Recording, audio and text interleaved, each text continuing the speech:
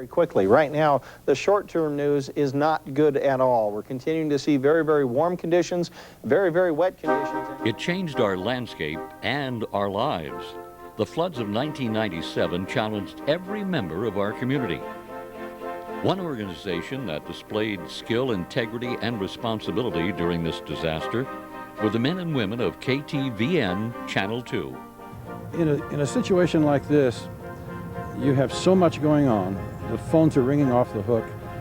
Something that's true at this moment is not true at the next moment. Maybe a street is flooded now but isn't flooded an hour from now, or vice versa. So it becomes a task to try to inform the community on what's going on for their own safety and their own information. All three TV stations struggled with difficulties. All three had problems. Channel 2 was flooded in and had to bring their people in and out by helicopter during the flood.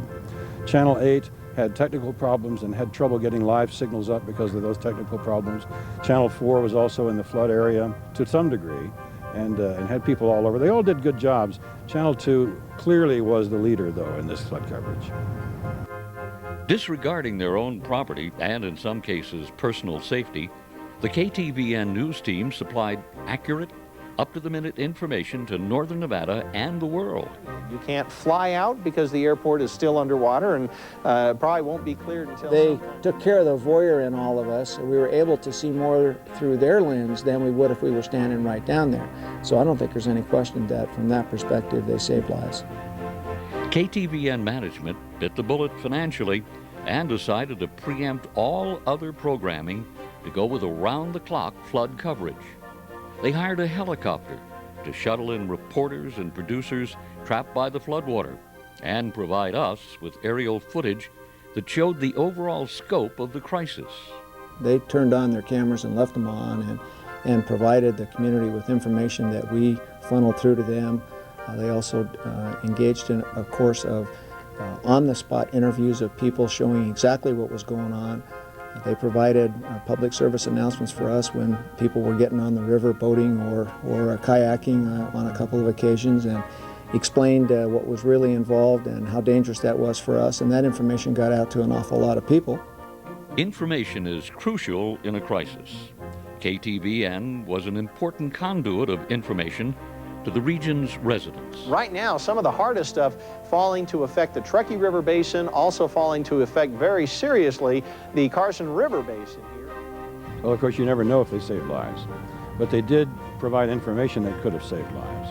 The information on when the river was cresting, how high it would crest, what roads were being blocked, and what roads were likely to be flooded in the future. This information provided, for example, by the weatherman, who was right on top of the flood crest and the river height. That kind of information is essential to people who are living in that flood zone.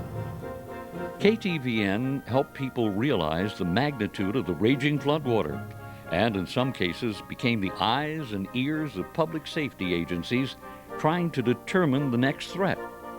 We were able to sit in the command post and watch their interviews of people all up and down the valley, and we were able to learn things that otherwise we wouldn't be able to find out because they sent their equipment, their personnel out, interviewed and took photographs and video of the scene as it existed that time, and we were able to gather intelligence. It was almost like our own little CNN operation, and provided a service that we couldn't have duplicated.